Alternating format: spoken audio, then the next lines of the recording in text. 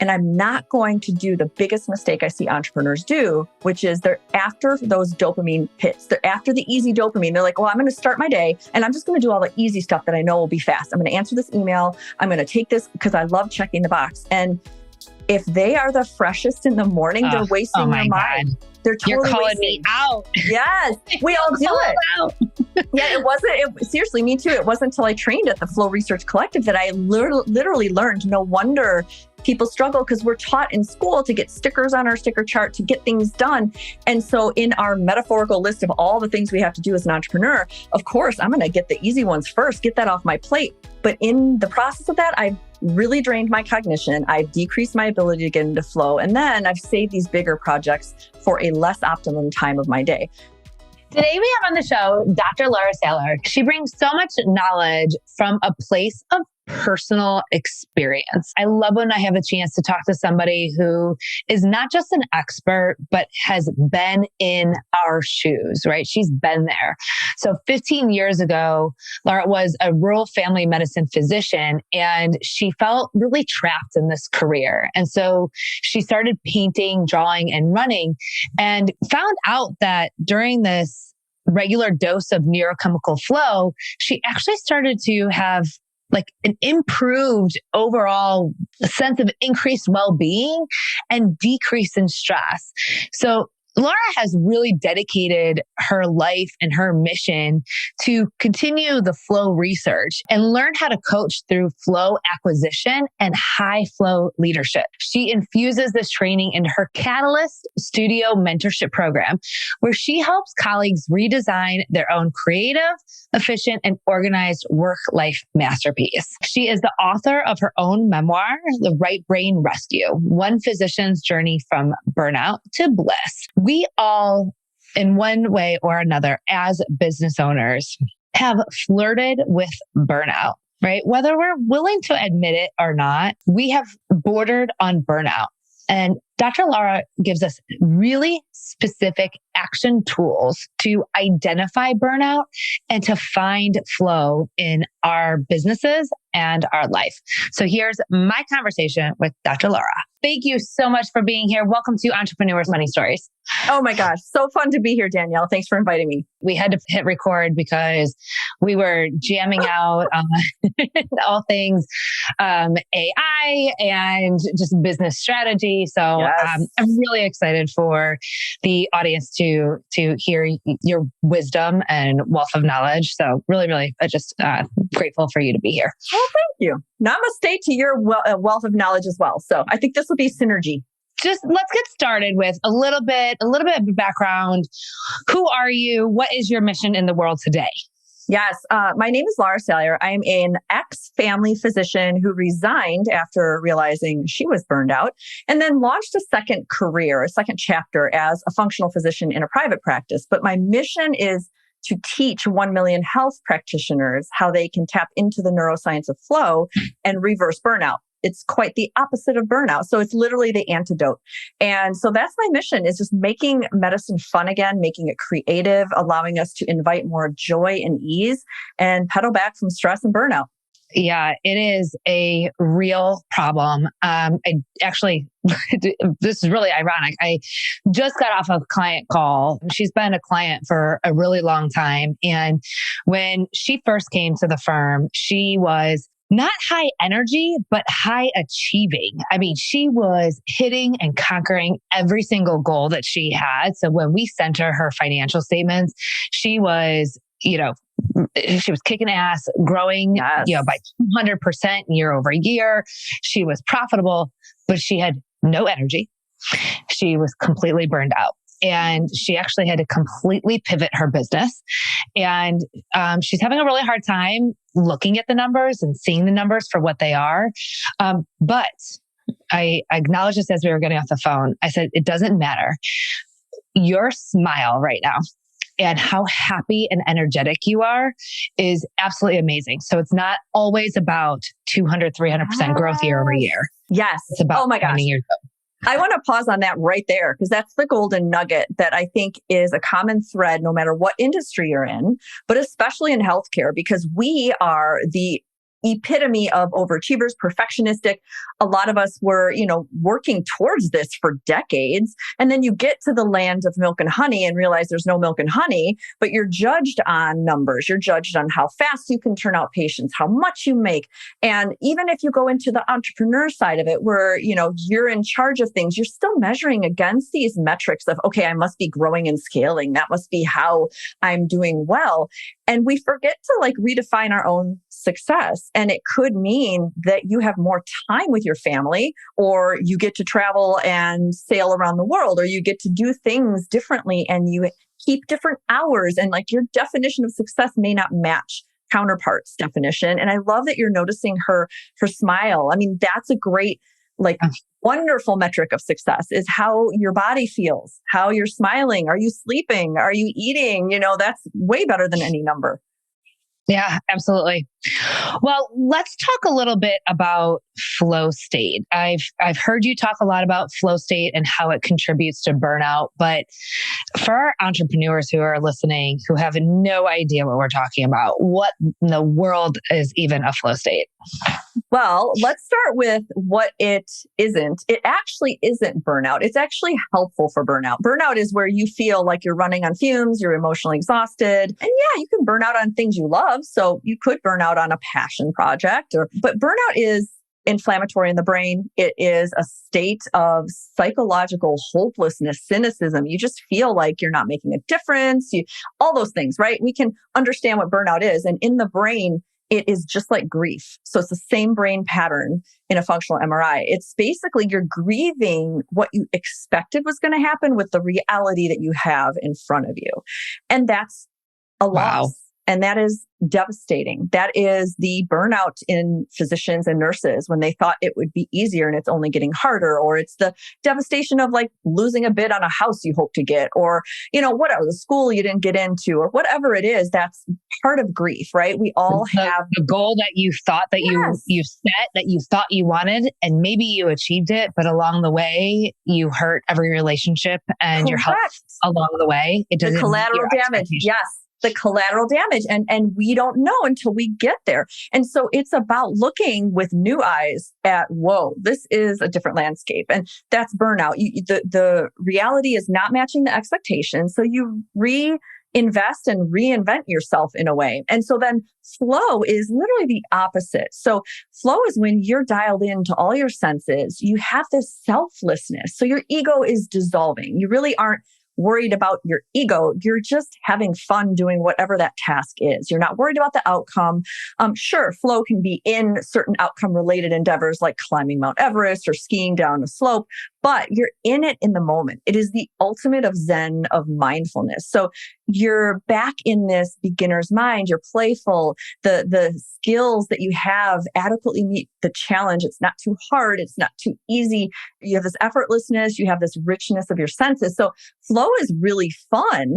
And it can last anywhere from 5 to 90 minutes. And so what I like to do is to help entrepreneurs or healthcare professionals learn about how they can create their own flow cadence, because there's 4 phases of a flow cycle. And when we understand that, we can then look back at our life and reflect on times that we can plan for flow, and we literally can optimize and be more productive in a joyous way. So I think you've answered it, but why is flow important? Is it just so that we can feel ease, feel joy? Why is it so important for us to even have this conversation about a flow state? Oh, thank you for asking. It's important for many reasons. It helps you increase your self-efficacy, your perceived feeling of having an effect on the world. It is also helping increase your feelings of gratitude, of well-being. It literally decreases your cortisol. It decreases your stress. And studies have shown that when we play or create or even do things that are just for no reason at all, just for fun, usually artistic or musical or dancing, the wellness benefits last long after the length of that activity. So we'll have medical students make something in a very comfortable environment, and they might learn that they can fail safely without repercussions. They can laugh, they can connect with each other, and that helps increase resiliency later on in other fields. So these skills are very transactional, translational. And so when you play with flow and you find your own little flow energy, you actually carry into the rest of your life more energy, more capacitance, a bigger window of tolerance of stress because you feel like you're nourishing yourself at a deeper level. So how do business owners use flow states? Tell me if I'm right or wrong. This is going to be like true accountant over here. I love get lost in a really good spreadsheet when I am not even necessarily on a client call, but I'm preparing a budget or preparing our financial snapshot for a client. And I'm just totally in that client's books and looking at it from this like high level where I'm just, I'm rocking and rolling. And it's not about getting things done, right? Because there's a piece of that. It's like your mind can shift back to productivity. Like I'm getting it done, right? Like this is just me getting it done fast. But I almost get lost in it where like, I don't realize how much time has gone by. I don't want to check my email. I don't want to check my phone. I just want to be here in this spreadsheet. Is that flow state? Like, yes. Is that what it is? Absolutely. And I love that. First of all, I love people like you. They get lost in numbers because that is a blessing to people like me who cannot stand looking at numbers. So I love that you're here. And so my counterpart to that would be Canva or any kind of graphic design app. I get lost in it for hours. So yes, that is flow. And the fact that you're able to get into it so easily is wonderful for you. It doesn't take much effort. So what you're doing is you pass the two first parts of the flow cycle, the struggle, which is it's kind of hard for me, but I'll push through it. And then the release of the flow cycle, you've already passed those two. You're into it. You're into the flow. And the hardest part is remembering to stop. And so I think as business owners, when we find an area of our business that we're good at, that's easy, it comes very effortless to us. It's easy to get into flow, but we can oversaturate ourselves with that activity. So I recommend putting a timer around it that like lets your brain wake up. I literally will set a timer on my phone because I'll get lost and then I might forget I need to do some of the other stuff of my job that isn't so fun.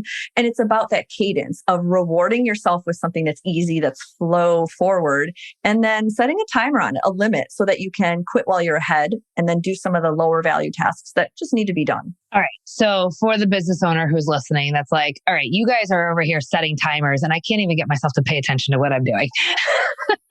Let's pause and help that person. So yes. What are a few ways that if somebody's like struggling to even like they've maybe, I'm sure they've been in this state, they just don't realize it. How can they start to use flow states or find flow states? That's another great question. So we all, like you said, we all have examples of flow in our life, right? Whether it's from childhood or intramural sports as an adult or running or whatever. But sometimes you can't sit there and run while you're working, right? You've got to do things at work that are feeling easier. And sometimes we're just at a loss. We feel like, oh, nothing is easy. I'm overwhelmed.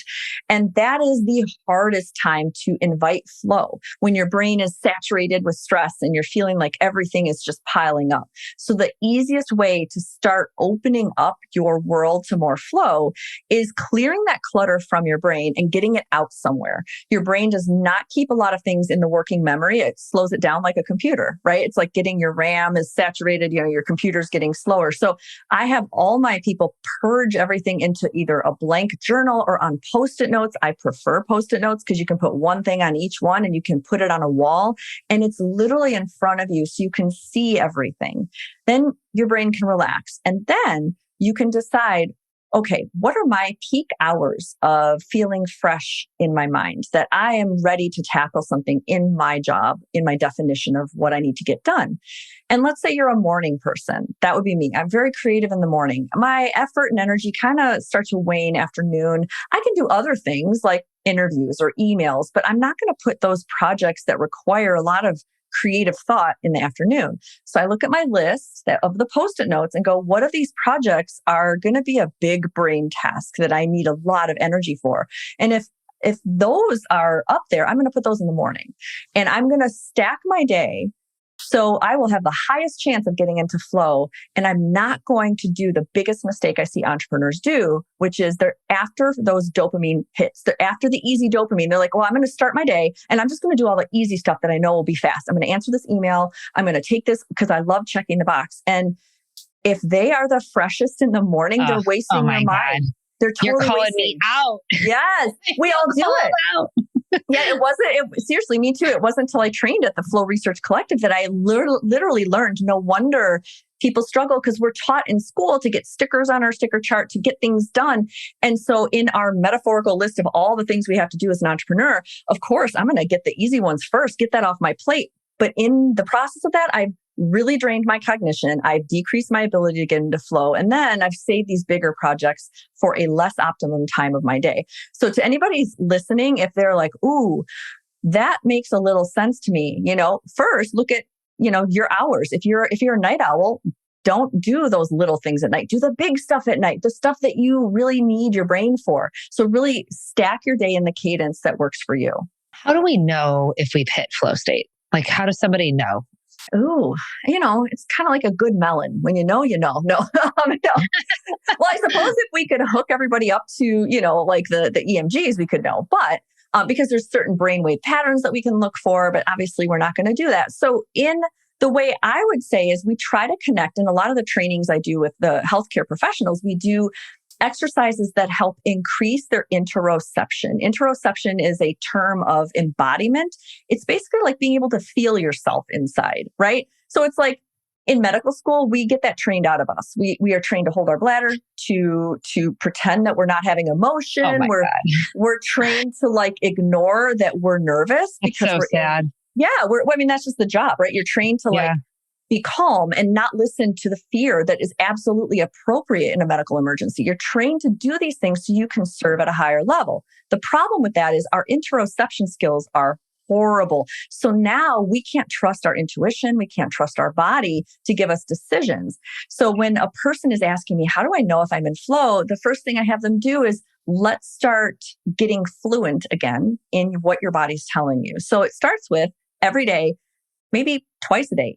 You look at the feelings wheel. You can Google it. It's like a colorful wheel online, and it has a bunch of adjectives for feelings. And you find where you're feeling in that wheel, and then you find the address of where it lives in the body. So a lot of people will say, oh, I'm feeling nervous right now, and it's in my throat. Or I'm feeling kind of stressed and tense, and that's in my neck, or whatever it is. And you start to really get good at speaking your body's language. And then it's so much easier to find what feels good and when flow is more likely to happen. Maybe I need to start bringing the feelings wheel to my client calls. Totally. We should have it on in the Zoom background for sure. Tell me how you're feeling first. Yes. Yes, that's right. Tell me how you're feeling. And it works in families too. I mean, you can put it on your fridge and ask your kids, like, put a pin or put a sticker where you're at right now. I mean, it just is really good communication because we're all, walking around these meat suit skeletons and we're trying to figure out how we feel. And so sometimes having us identify it is hard, but at least telling our family, like, this is where I'm at today. So if I have my resting bitchy face on, it's not you. It's just, I'm tired, Yeah. It's really helpful. Yeah. Today's show is brought to you by Kickstart Accounting, Inc. Are you ready to take control of your finances and pave the way to sustainable profit? Look no further than Kickstart Accounting, Inc., your trusted bookkeeping service since 2015. They've worked with thousands of other business owners, so they understand your unique needs. What really actually sets them apart, though, is that they're entrepreneurs themselves, dedicated to entrepreneurs like you. Kickstart Accounting Inc.'s strategic framework empowers you every step of the way. They will start with their safe and secure onboarding process, use their magic to set up QuickBooks, and provide you with their easy-to-read financial snapshot. Don't forget, you'll have a dedicated team to ensure that your financials are accurate and on time. Don't let bookkeeping overwhelm you. Trust the Kickstart Accounting Inc. team today. Visit kickstartaccountinginc.com to book your discovery call and get started. How do you find your flow? Or what is your favorite flow state? What are your favorite things to do to find flow? Ooh, this is a great question too, because the more you find flow, you find more. It's kind of like, it's priming your brain. So your brain is a simple kind of computer network of all these circuits, and they get really good at what they do. It's Hebbian's law. So the neurons that fire together wire together. So the more you do something, the better you are at it. Just like, if you have a mother-in-law that might be negative about everything, the weather, your cousin or whatever, they're going to continue being negative. And your brain will do the same thing if you're positive, if you look for gratitude, if you look for that VW bug and do punch buggy blue. I mean, you're priming your brain to look for things. So I love just experimenting with I tried jump rope last year just for fun and found that I loved it. I got into flow there. So it's almost like I try to challenge myself to see what else I can find. My favorite flow is painting. I love to put a good, 80s soundtrack on for fun and just paint. I love running. I love anything that gets me out of the thinking and just is in the all senses. And so everyone has their own recipe. I think you're a runner, right? Yeah, I'm a runner. I was gonna say my flow would be running, yoga, and then at work it would be like a good spreadsheet. Yes, right. And so all of those have different little kind of recipes. Like I think you and I talked before that for me, running, I didn't realize that sometimes I wasn't getting into flow and I couldn't figure out why. And it was because I was running on the streets and I would have to make decisions on crossing the street or not.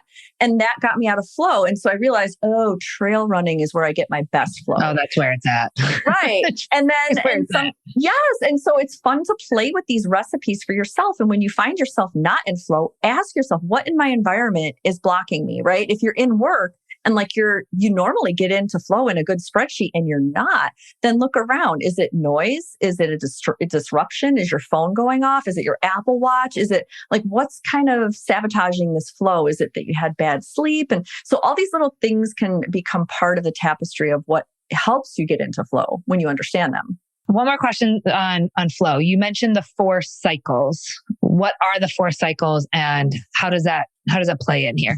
Yes, the 4 cycles. It starts with struggle. So at the top of, you imagine like a little clock. It starts at 12 o'clock. There is struggle. And struggle is norepinephrine and cortisol, right? And we need a little bit of struggle because if a task is too easy, it's boring, you won't get into flow. And if it's too hard, it's overwhelming. But we need just enough of that struggle. And then the second one, if you imagine like at 3 o'clock, that would be the release. That's when your alpha brainwaves come forward. Now, release is interesting because flow is like sleep. You can't force it. You can't be like, I'm going to get into flow now. You just have to set the right conditions for it, like sleep. So the release can happen easier if you set those conditions. Like I said, that trail running is good. All these conditions are helpful. It's allowing your brain to stop thinking and these alpha brain waves of creativity come forward. And then the flow cycle is actually at the 6 o'clock, which is the bottom of the flow cycle. The flow is, really rich with a lot of, serotonin, endorphins. It feels good. And then the final part of a full flow cycle at 9 o'clock would be the recovery. Most people don't realize that you need to recover because flow feels good, right? Yeah. And so we think, well, I'm just going to flow and I'm going to keep flowing and then I'm going to do it again. And the recovery is so important. And recovery allows your brain to pause and synthesize all the things that it was doing during flow and kind of prepare. And recovery isn't scrolling on TikTok or Netflix and chill because that's actually stimulating to your brain. Yeah. So we recommend yoga or, breath work or just doing nothing, journaling, something that you're just not stimulating with anything electrical. And that really helps. Yeah, that's interesting. I feel like I need a breath work practice. I do it at the end of every night and it literally separates my day from sleep so that it almost transitions. I'm not good at the do nothing state, but I can do the breath work. That's good. And it's almost like the analogy I've been playing with or the metaphor is when you're painting something, you've got your water and you've got your brushes and you're cleaning your brushes. And the more furious you are painting, you're cleaning your brushes, that water's getting so gross and muddy. And when you let it sit for a while, it clears and then it becomes clear again, even though all that stuff is at the bottom, but it's settling. And that's kind of what breath work and meditation can do for your brain. Just gives your brain enough time to just relax and then you can see clearer. So recovery is really good. And the more you do it again, the better it feels. Let's talk about how does flow intersect with burnout? How do they relate to each other? How do we know if we're on the verge of burnout and the more flow, will that keep us from getting to burnout or what does that look like? Yeah, theoretically it can help because it is the opposite of burnout. When you're in flow, you feel like you are serving a purpose. You're feeling engaged in what you're doing. You're feeling a sense of well-being. But you can also burn out on flow, right? You can burn out if you keep working, all the time. You're doing no recovery. You're not sleeping well. You're not eating well. Then obviously you can burn out. That sets the stage. So how would you know if you're burned out? Well, it's the Sunday night scaries. You're on Sunday night and you're like, I don't want to go to work. I don't think what I do matters. Maybe your team has changed, or you have people that you're employed by that just aren't listening. Maybe you feel that you're not valued. There are 6 drivers of burnout that Dr. Maslow has talked about, which is a sense of autonomy, that you're passionate about the mission, that there's values that are aligned. All these things, if they're not there, you're going to feel burned out. And so, knowing that is difficult because sometimes you think, oh, I'm just depressed, or maybe I'm just anxious, or maybe there's all these things. Burnout is pretty pervasive and it can bleed into your relationships. It can bleed into everything. So a lot of employers are becoming a little more savvy with burnout. And I encourage everybody to look at the EAP programs that they may have, like an employee assistant program. They often will help screen for burnout. There's tools they can use because burnout should be recognized. It is what can, ruin marriages and relationships, can cause, more depression. Yeah. And increase suicide, all the bad things. And so burnout, there are tools to work through that. There's coaches. It might mean a lateral shift to a different department. It might mean upending your whole career, but it can only mean better things if you identify it and learn to work through it. All right. Is there any specific tool? Like if we have anybody who's listening that's like, guys, I know I'm on the verge of burnout. I feel it at my core. Is there any action that they can take right now to help prevent actually hitting burnout? 3 things. First of all, congratulate yourself that you're identifying that you're burned out. That is the hardest thing to do. It took me years before I realized that's what it was. So congratulate yourself if you're willing to look at the darkness that is facing you, right? Second thing, take a deep breath. Take 5 deep breaths right now if you're listening. And the third thing, I have a free restoration plan that is a quiz. It's a 10-question quiz. And you can go on my website. We'll give you the link. And it will tell you which of the 3 pillars of burnout that you can start working on now, because there's 3 different kinds of help that you can start doing absolutely now, all for free. Of course, you'll sign up for a newsletter. You can always cancel. I mean, I am so okay with that. I want to help people with burnout. So taking that free quiz, it's 10 questions, will identify which of those pillars of burnout that you could start working on now to get most of your traction feeling better. Awesome. Well, I know that I always love a good quiz. Yes. So the actual website, if you're listening, is drlarasalyer.com/catalyst. So we'll put those in the show notes, but honestly, take that quiz. It's a free restoration plan. And you'll get a bunch of articles, videos, things, exercises you can start doing right now just to investigate, where that's coming from. Burnout, we need to help because we're losing lives and everyone's feeling it with this economy and all this stuff. So nobody is safe from burnout. I love that you said we're losing lives, right? Like that's how serious this is. I think sometimes we can hear these terms and kind of fluff it off as woo-woo or, okay, guys, I don't have that luxury to even think about burnout. I have to do what I need to do for my business or my family. And it's that serious, right? Like it can cost you your life, or there's people around you, right? It's not just how can we help ourselves? How can we help the other people around us, help them identify their burnout and prevent that from happening? Oh, for sure. Yes. And the burnout, idea itself is a double-edged sword. So many of us are angry when we're burned out because we didn't choose it. We didn't want this reality to be so different than what we had expected.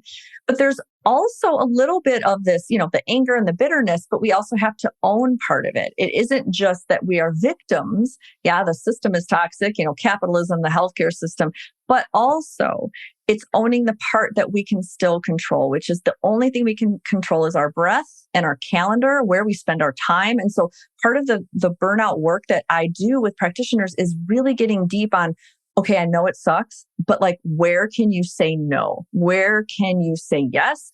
Who can you eliminate from your life that is not lifting you up? What projects can you put down?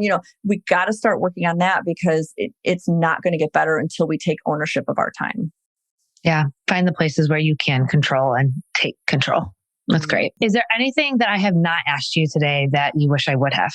Oh my gosh, we could talk for hours, Danielle. Like, what's your favorite Starbucks drink? Mine's a caramel macchiato.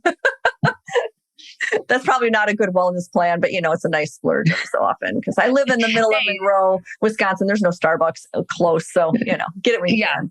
Yeah. It's all about balance, right? Yes. No, this is great. Thank you so much.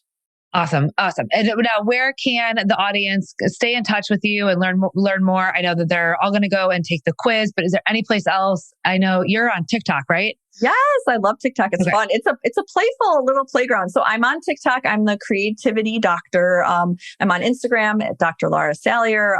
Again, taking the quiz, drlarasalyer.com/catalyst. I have my own podcast, The Catalyst.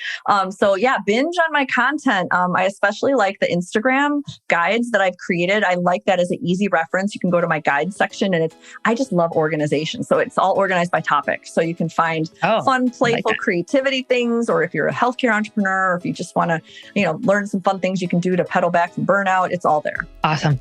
Well, thank you so much for being here today. I really appreciate it. Absolutely. Thanks.